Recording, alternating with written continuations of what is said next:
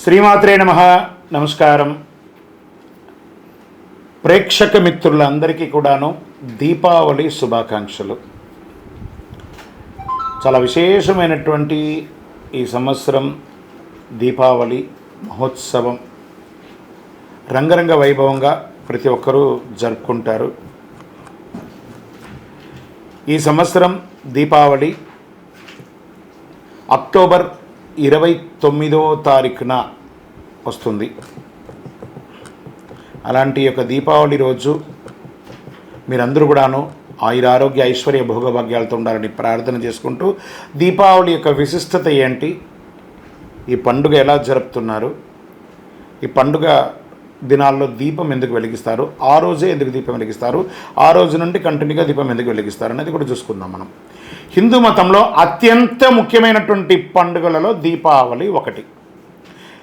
ఈ దీపావళి వచ్చింది కాబట్టి పెద్దవాళ్ళ దగ్గర నుంచి చిన్న పిల్లల వరకు చాలా ఆనందంగా సరదాగా గడుపుకునే ఒక పండుగ. ఇది దీపావళి విశిష్ట పండుగను ఎందుకు జరుపుకుంటామంటే, దీపావళి చెడుపై మంచికి విజయం చేసే ఒక అద్భుతమైనటువంటి పండుగ అని కూడా చెప్పచ్చు. ఇంట్లోని ప్రతికూల శక్తులన్నీ కూడా తొలగిపోయి నూతన వెలుగు తెచ్చే గొప్ప పండుగ ఏదైనా ఉందంటే అది దీపావళి పండుగ. హిందువులతో పాటు దీన్ని ఎవరెవరు చేసుకుంటారు? జైనులు, బౌద్ధులు, సిక్కులు, ఇతర మతస్థులు కూడా ఆరోగ్యం, సంతోషం, ఆనందం, ఐశ్వర్యం కోరుకుంటూ జరుపుకునే పర్వదినమే దీపావళి. ఆశ్వయుజ బహుళ అమావాస్య రోజు ఈ పండుగ జరుగుతుంది. దీపాలను వెలిగించి, ఈ దీపావళి గురించి రామాయణంలో కూడా ప్రస్తావన వచ్చిందండి. పురాణ కథన ప్రకారం జన్మించిన భూదేవి వరాహస్వామికి అసుర సమయంలో నరకాసురుడు శ్రీహరి చేతిలో చావులేని తల్లి చేతిలోనే మరణం పొందేలా వరం పొందాడు. వరగర్వంతో లోకాలన్నిటినీ కూడా నరకాసురుడు విపరీతంగా ముల్లోకాల్ని పట్టి పీడిస్తూ ఉన్నాడండి. నరకాసురుడు బాధలు భరించలేని దేవతలు, మునులు, గంధర్వులు స్వామివారికి ఆ యొక్క వైకుంఠనాథుడికి పోయి మొరబెట్టుకుంటారు. వారందరి యొక్క మొరను విన్నటువంటి ఆ యొక్క మహావిష్ణువు ద్వాపరయుగంలో కృష్ణుడిగా అవతరించి సత్యభామ నరకాసురునితో సంహరించడం జరిగింది. నరకాసుర సంహారంతో అందరూ ఆనందంగా పండుగ చేసుకుంటున్నారు. చతుర్దశి నాడు నరకుడు మరణించగా ఆ తర్వాత రోజు దీపావళి వెలిగించి సంబరాలు చేసుకుంటారు. దీపావళి అంటే దీపాల వరస అంటారు. దీపావళి కొన్ని ప్రాంతాల్లో దీపావళిని 5 రోజుల పండుగగా జరుపుకుంటారు. ఆశ్వీజ బహుళ త్రయోదశి ప్రారంభమై దీపావళి వేడుకలు కార్తీక శుద్ధ విధియ భగిని హస్త భోజనంతో ముగిస్తుందన్నమాట. ఇది ఏంది, ఇది కొత్తగా ఉందా అంటే కొన్ని ఉన్నాయి, కొన్ని ప్రాంతాల్లో ఉన్నాయి. ధన్తరేస లేదా ధనత్రయోదశిగా కూడా దీన్ని భావిస్తారు. ఆశ్వీజ బహుళ త్రయోదశిన ధనత్రయోదశి జరుపుకుంటారు. ఇంటిని శుభ్రం చేసి పాత సామాన్లన్నీ శుభ్రం చేసి కొనుక్కొని, అంటే కొత్తగా ఏదైనా వస్తువులు ఇంటికి కొనుక్కొని వస్తే అది సంపూర్ణంగా ఇంకా పెరుగుతుంది, ఐశ్వర్య ప్రాప్తి పొందుతారని చెప్పి కొంటుంటారు. ధనలక్ష్మి కుబేరుల యొక్క భక్తి శ్రద్ధలతో కొలుస్తారు. అది కూడా ఎలా? యక్షాయ కుబేరాయ వైశ్రవణాయ ధనధాన్యాధిపతయే ధనం ధాన్యం సమృద్ధిం దేహి దేహి తాభే స్వాహ అని చెప్పి మంత్రం చెప్పుకుంటూ బంగారు, వెండి, ధనం ఇవన్నీ కూడా పెట్టి పూజ చేస్తారు దేవుడి దగ్గర. అమృతం కోసం క్షీరసాగరాన్ని మదించినప్పుడు ధనత్రయోదశి రోజే లక్ష్మీదేవి ఉద్భవించినట్టు పురాణాలు కూడా తెలపడం జరుగుతుంది. అందుకే ఈరోజు తనను పూజించిన వారికి లక్ష్మీదేవి సంపూర్ణ అనుగ్రహం ఇస్తుంది. ఏ వస్తువు ఇంటికి తెచ్చినా అది సమృద్ధి అవుతుంది అంటారనమాట. మళ్ళీ ధన్వంతరి జయంతి అంటారు. ఆరోగ్యం ఇప్పుడు ఎవరికైనా కావాల్సిందేంటి? నాకు ఆరోగ్యం బాగుంటే చాలు, నేను అన్నీ బాగుంటారంటారు కదా. ఆరోగ్యానికి మందులకు అధిపైనటువంటి ధన్వంతరి జయంతి కూడా ఈరోజు దీపావళి రోజే ధన్వంతరి పుట్టినరోజు.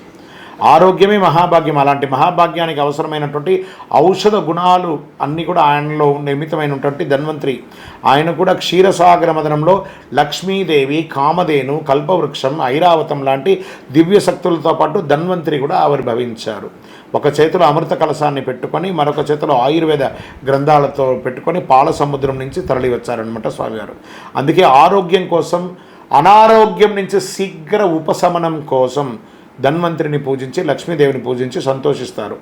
ఎందుకంటే ఆయన సాక్షాత్ శ్రీమన్నారాయణుడే కాబట్టి. అందుకే ఆయుర్వేద వైద్య చికిత్స ప్రారంభించినప్పుడు ధన్వంతరిని స్మరించుకుంటారు. కాబట్టి ప్రతి హాస్పిటల్లో చూడండి ఒక ధన్వంతరి ఫోటో కూడా ఉంటుంది ప్రతి చోట. ధనత్రయోదశి ఆరోగ్యానికి మహాభాగ్యాన్ని ఇస్తుంది.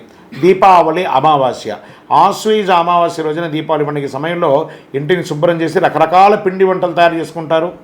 పిల్లలందరూ పటాకులు బాణసంచాలన్నీ కూడా కాలుస్తుంటారు. సంధ్యా సమయంలో గోగు కర్రలతో గుడ్డ పీలికతో కాగడాలు కట్టి వెలిగిస్తారు. గుమ్మంలో నేల మీద కొడుతూ దిబ్బి దిబ్బి దీపావళి మళ్ళీ వచ్చే నాగుల చవితి పుట్ట మీద జొన్న కర్ర పుట్ట యొక్క దెబ్బ అని పాట పాడుతూ ఉంటారు. మీరు కావాలంటే గ్రామాల్లో వెళ్ళి చూడండి. ఈ పాటలంతా కూడా మనం పురాణ గాథల్లో ఇంతకుముందు చెప్పేవారు. ఇప్పుడు కూడా డెప్త్ గ్రామాల్లోకి వెళ్ళారంటే ఈ యొక్క దీపావళి రోజు ఇలాంటి కథలు చెప్తూ పాటలు పాడుతూ ఉంటారు. గోగు కర్రని ఎవరు తొక్కని చోట వేసి వెనక్కి తిరిగి చూడకుండా కాళ్ళు కడుక్కొని లోపలికి వెళ్ళి మిఠాయిలన్నీ కూడా తింటూ ఉంటారు. ఇలా చేస్తే పిల్లలంతా కూడా ఆరోగ్యంగా ఉంటారు నమ్మకం. తర్వాత ఇంటిని దీపాలతో అలంకరించి మట్టి ప్రమిదలు నువ్వుల నూనె వాడటం మంచిది. దాంట్లో ఒత్తులంతా వేసి ఏక వ్యక్తి రెండు వ్యక్తి ఇలా వచ్చి వెలిగిస్తారు. లక్ష్మీదేవికి ఇష్టమైనటువంటి నువ్వుల నూనెతో దీపాలు వెలిగిస్తే అమ్మ అనుగ్రహం ఇస్తుంది. గుమ్మం తులసి దగ్గర మాత్రం తప్పనిసరిగా మట్టి ప్రమిదలతో నువ్వుల నూనెతో దీపం వెలిగించాలి దీపావళి రోజు. ప్రదోష సమయంలో అంటే సాయం సంధ్యా సమయంలో ఇట్లా 6 నుంచి 7 మధ్యలో ప్రదోషకాలం ఉంటుంది. దేవి పూజ చేస్తారు. ధనలక్ష్మి పూజ ఈరోజు చేస్తే ధనధాన్యాలు అష్టైశ్వర్యాలు సమృద్ధి అవుతుందట దీపావళి రోజు. దీపావళి రోజున లక్ష్మీ పూజతో వ్యాపారం అభివృద్ధి చెందుతుంది. కొత్త బంగారం వెండి ఆభరణ పూజలు పెడతారు. భగినీహస్త భోజనం ఇది బాగా వినండి. దీపావళికి దీనికి ఏం లింక్ ఒకసారి చెప్తాను వినండి. ఈరోజు యమ ద్వితీయ బాయాదూజ్ జరుపుకుంటారన్నమాట. సోదరులు తన సోదరి చేత భోజనం తింటే మృత్యు భయాలు తొలగిపోతాయి. సూర్యభగవానుడి యొక్క కుమారుడు యముడు, అతని యొక్క సోదరి యమి తన యొక్క సోదరుని ఎంతగానో అభిమానించేది.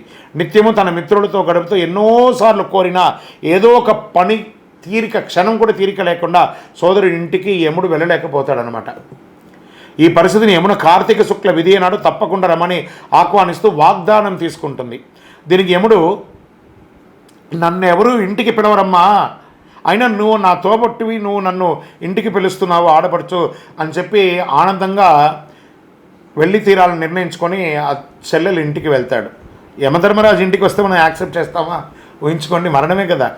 కానీ ఆయన వాళ్ళ చెల్లెలు పిలవగానే ఆ చెల్లి యొక్క ప్రేమతో ఆడికి వెళ్తుంది. అలా వచ్చిన సోదరుని చూసి కాలు కడిగి అతనికి చక్కగా అభ్యంగ స్నానాలు చేయించి పట్టు వస్త్రాలంతా ఇచ్చి తిలకం దిద్ది స్వయంగా వండిన పదార్థాలను ప్రేమతో కొసరి వడ్డించి సోదరి ఆతిథ్యానికి ముప్పు తిప్పలైపోయాడు యమధర్మరాజు. సంతోషించి యముడు ఆమెని వరం కోరుకోను, అమ్మా నీకేం కావాలో కోరుకో నేను ఇస్తాను అని అంటున్నాడు. సోదరుల మధ్య ఆప్యాయతకి పర్వదినం ఆదర్శం. నాకు ఏం అక్కర్లేదు నాన్న, ప్రతి సంవత్సరం ఇదే విధంగా నా ఇంటికి నువ్వు విందుకు రావాలి అని కోరుకుంటుంది. తదాస్తుని వెళ్ళిపోతాడు. దీపావళి మరునాడు వచ్చేది బలిపాడ్యమి అంటారు దీన్ని. చతుర్దశి నాడు విష్ణుమూర్తి వామనుని రూపంలో పాతాళానికి అణిచివేసిన బలిచక్రవర్తి మళ్ళీ భూమి మీదకి తిరిగి వచ్చే అద్భుతమైనటువంటి రోజును కూడా చెప్పచ్చు. బలికి పూజలు చేస్తాం. మహారాష్ట్ర వాసులు ఇటు పూణే ఇటు గుజరాత్ ఆ సైడ్లో అంతా వెళ్ళంటే ఈరోజు నవదినంగా భావిస్తూ ఉంటారు. గుజరాతీలు కూడా ఇది ఉగాది, వాళ్ళకి ఇది ఉగాది కూడా. నందగోపాలుడు గోవర్ధనగిరిని ఎత్తి రేపలను కాపాడిన పర్వదినం కూడా దీపావళి. ఇంత అద్భుతమైనటువంటి దీపావళి రోజు అందరూ కూడా ఆయురారోగ్య ఐశ్వర్యాలతో ఉండాలండి. నూతన బట్టలు ధరించండి.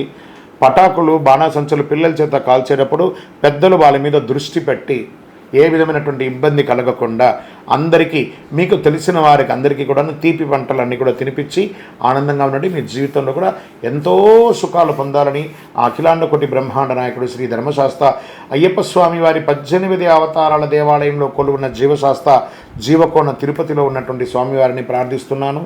విజయోస్తు. ఆనందంగా ఉండండి. మంచి విజయ దీపావళి మీ అందరికీ కూడాను. విజయోస్తు.